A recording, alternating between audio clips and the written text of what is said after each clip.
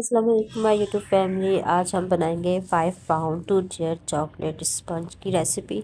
Decoration नहीं बताऊंगी, video लंबी इसीलिए हुई है कि मैंने एक एक स्टेप अच्छे तरीके से समझाया है ताकि कोई भी चीज़ आपसे मिस ना हो और आप देखें कि आप कहाँ गलती कर रहे हैं। जो चीज़ मैं कर रही हूँ आप कर रहे हैं या नहीं। तो यहाँ मैं 8 एग यूज़ करूँगी, 8 अंडे हम लेंगे और 1.5 कप मैदा लिया है। ये 1.5 कप मैदा है और इसमें हाफ़ कप हमारा कोको पाउडर जाएगा, तो ये 2 कप का हिसाब हो जाएगा। ठीक है, और ये 2 कप ही शुगर है। इसमें 2 कप शुगर लिए है, उसको अच्छे से पाउडर कर लिया और छान लिया है। ये हाफ़ कप कोको पाउडर है। ठीक है, ये हाफ़ कप और 1.5 कप मैदा, दो मिलके हो जाएगा पूरा 2 कप। और 1/4 कप इसमें क्या है, ऑयल। आज वीडियो को इतना डिटेल में बनाने का मकसद सिर्फ यही है कि आप लोग अच्छी तरह से एक एक स्टेप को समझ लें, क्योंकि शॉर्ट वीडियो होती है तो हमें उसमें सही से बताने का मौका नहीं मिल पाता है। तो मैं एक एक चीज़ आपको अच्छी तरह से बताऊँगी। यहाँ मैं अंडों को सेपरेट इसलिए तोड़ रही हूँ कि मुझे जर्दी बिल्कुल भी नहीं चाहिए। अगर किसी अंडे की जर्दी टूटी हुई निकलती है तो मैं उसे हटा देती हूँ, क्योंकि जर्दी से जो अंडे बीट करते हैं जर्दी के साथ, तो उससे अच्छा वॉल्यूम नहीं बनता है। मैंने बहुत दफ़ा आप लोगों को बताया है और आज फिर बता रही हूँ, और आप खुद भी इसका एक्सपीरियंस कर सकते हैं। आप अंडों की जर्दी के साथ बीट करें, स्पंज बनाएं और एक अंडों की जर्दी को अलहदा करके एक स्पंज बनाएं, तो आपको आइडिया हो जाएगा। इस तरह से अंडों का जो वॉल्यूम है, स्पंज है, बहुत ज़्यादा अच्छा फूलता है। दोनों अच्छे तरीके से बनते हैं, लेकिन इस तरह से अंडे बीट करने से बहुत अच्छा केक राइज होता है। अब मैदे में मैं 2 टीस्पून बेकिंग पाउडर ऐड कर रही हूँ। लेवल करके आपने ऐड करना है, और 1 टीस्पून इसमें बेकिंग सोडा जाएगा। इन तीनों चीज़ों को और कोको पाउडर को, इन सब चीज़ों को आपने मिक्स करके बहुत अच्छी तरह से छानना है। 2 से 3 मरतबा छान लें, ये भी स्टेप बहुत ज़रूरी है और हर वीडियो में बताती हूँ कि इन चीज़ों को, ड्राई चीज़ों को आपने 2 से 3 मरतबा छानना है। चीनी डाल रही हूँ आहिस्ता आहिस्ता करके, एक एक स्पून करके। आप चाहें तो साथ भी डाल सकते हैं, लेकिन बेहतर यही है कि आप इसको स्लो स्लो डालें और अंडे बीट करते जाएं, और जब तक कि ये अच्छे फुल फोमी ना हो जाए। ठीक है, जब तक कि आपके जो एग वाइट है अच्छे से फोमी ना हो जाए, आपने इसको बीट करते रहना है। उसके बाद ही इसमें बाकी के इंग्रेडिएंट्स ऐड करेंगे। ये अच्छा से फोमी हो। अब इसे गौर से देख लें कि आपने अंडों का फोम किस तरह से बनाना है। आपका भी ऐसे ही बनना चाहिए, अच्छा फोमी सा।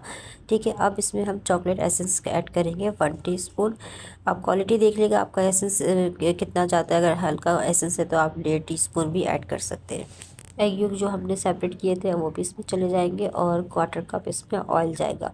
अब इसको हम थोड़ा सा मज़ीद बीट करेंगे, इसका वॉल्यूम और भी और इंक्रीज़ होगा। ठीक है, देख लें आप बाउल को, जब हम जर्दी के साथ बीट करते हैं तब भी इसका वॉल्यूम थोड़ा सा बढ़ जाता है। तो बाउल मैंने आज कुछ ज़्यादा ही छोटा ले लिया था, जिसकी वजह से मुझे बहुत दिक्कत हो रही थी। आप लोगों को पता है आजकल पानी का कितना ज़्यादा इशू हुआ है, जबकि वीडियो जब पानी नहीं आ रहा था कराची में, पूरे कराची में। तो खैर मैंने बाद में इसका जो बाउल है चेंज कर लिया था, क्योंकि बहुत ज़्यादा मुश्किल हो रही थी मुझे मिक्सिंग में।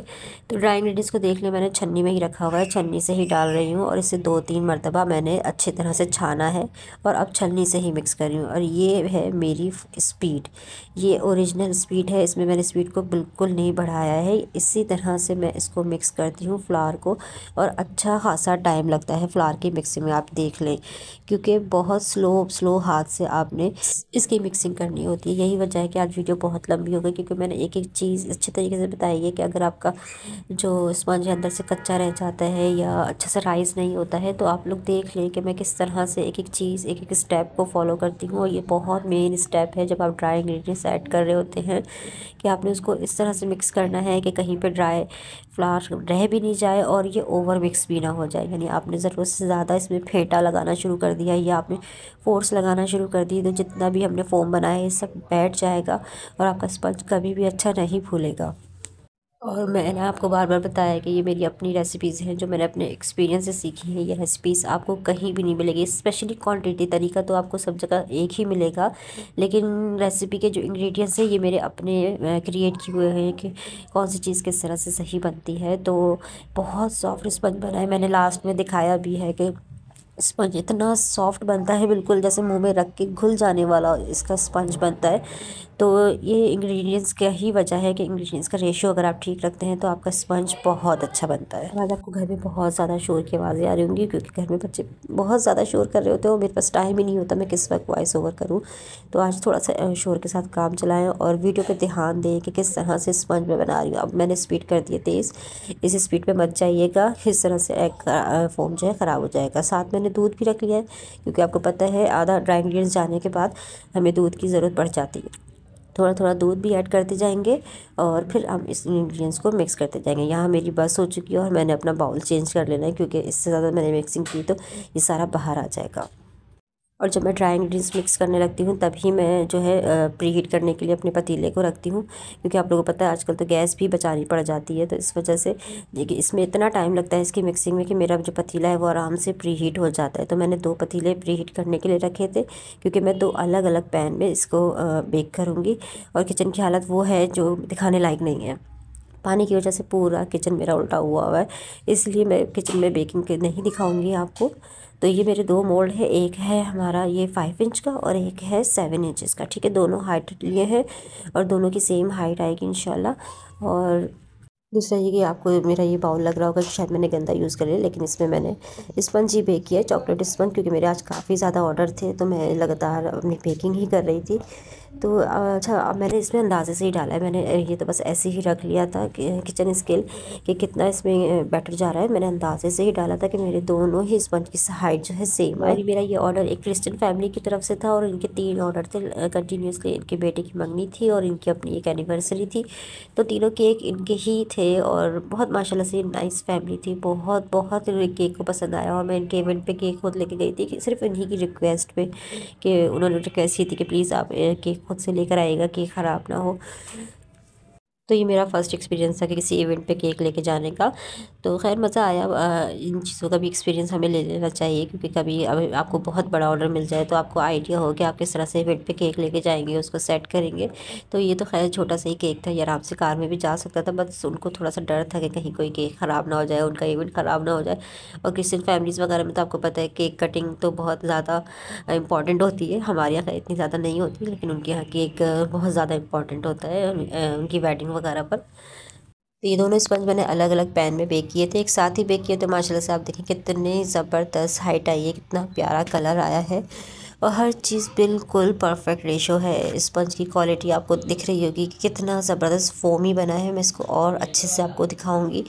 आप लोग भी अगर रेसिपी को सही से फॉलो करते हैं, सही से देखते हैं, समझते हैं, एक एक चीज़ को आप बार बार देखें, समझें कहाँ आपसे गलती हो रही है, क्या चीज़ आप मिस्टेक कर रहे हैं। कुछ दिन पहले ही एक बेकर की वीडियो देखी थी, उन्होंने गौतम से सीखा है। गौतम एक बहुत बड़ा नाम है, इंस्टीट्यूट है कुकिंग और बेकिंग वगैरह सिखाने के हवाले से।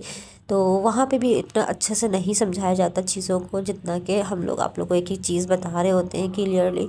आप इनको सीखें, समझें, प्रैक्टिस करें, तब आप ख़ुद भी बहुत अच्छा कुछ सिखा सकते हैं। आपको इतने महंगे महंगे कोर्सेज़ करने की ज़रूरत नहीं पड़ती। देखिए माशाल्लाह माशाल्लाह कितना ज़बरदस्त स्पंज बना है और कितनी सॉफ्ट है, कितना सॉफ्ट है। और ये मैंने आपको उसी वक्त निकाल के नहीं दिखा दी, मैंने सुबह आपको निकाल के दिखाया, क्योंकि मैंने एक दिन पहले ही सारे स्पंज बेक कर लिए थे। अब ये मुझे सारे जो है इनकी आइसिंग करनी थी, सारे केक वगैरह की। तो कितना सॉफ्ट है ये, अगले दिन भी स्पंज मैंने कोई क्लिंग रैप नहीं किया, कुछ भी नहीं किया, बस ऐसे ही मैंने इसको कवर करके रख दिया था कपड़ा डाल के। और कितने सॉफ्ट मेरे माशाल्लाह से स्पंज बने हैं। और ये खाने में भी इतने मज़े के होते हैं, बिल्कुल जैसे मुंह में घुल जाते हैं ना। आप लोगों ने अगर कभी ऑप का केक खाया हो, वो भी बिल्कुल ऐसे ही होते हैं, बहुत सॉफ्ट, बहुत मॉइस्ट केक होते हैं उनके। तो बिल्कुल इस तरह से इसका टेस्ट आता है, जो बहुत महंगा केक होता है। तो आप लोग ज़रूर इस रेसिपी को ट्राई करिएगा। कुछ नहीं समझ में आता तो मैं इंस्टाग्राम की लिंक आप लोगों के साथ शेयर करती हूँ, आप लोग ज़रूर वहाँ पर मुझसे पूछ सकते हैं और मुझे वहाँ पर अपनी पिक्चर्स शेयर किया करें कि आप लोग अगर कोई चीज़ ट्राई करते हैं तो वो आपकी कैसी बनी है। तो आप लोग भी इसी तरह से मज़े मज़े के स्पॉन्ज, सॉफ्ट स्पॉन्ज बनाएं, आपके केक बहुत अच्छे बनेंगे। और ये केक की थी फाइनल लुक जो मैंने इवेंट पे जाके ली थी, क्योंकि और बहुत ज़्यादा थे तो मुझे बिल्कुल भी टाइम नहीं मिला कि मैं घर में केक की पिक्चर्स वगैरह लूँ। तो 2 केक और थे जो मैंने डिलीवर कर दिए थे, एक आने से पहले गया था और एक आने के बाद किया था मैंने इवेंट से। तो माशाल्लाह से चारों ही ऑर्डर बहुत अच्छी तरह से चले गए थे। रेसिपी को ट्राई ज़रूर कीजिएगा, कुछ पूछना हो तो कमेंट कर लिएगा और इंस्टाग्राम पे कांटेक्ट कर सकते हैं। वीडियो पसंद आ जाए तो एक छोटा सा लाइक कर दीजिएगा, बस ये आपका प्यार होगा। मैंने इतनी मेहनत से वीडियो बनाई और एक हफ़्ते बाद इसे अपलोड किया टाइम निकाल के। तो प्लीज़ लाइक करके मुझे ज़रूर बताइएगा कि मेरी मेहनत रायता तो नहीं जा रही, आप लोगों के काम आ रही है या नहीं।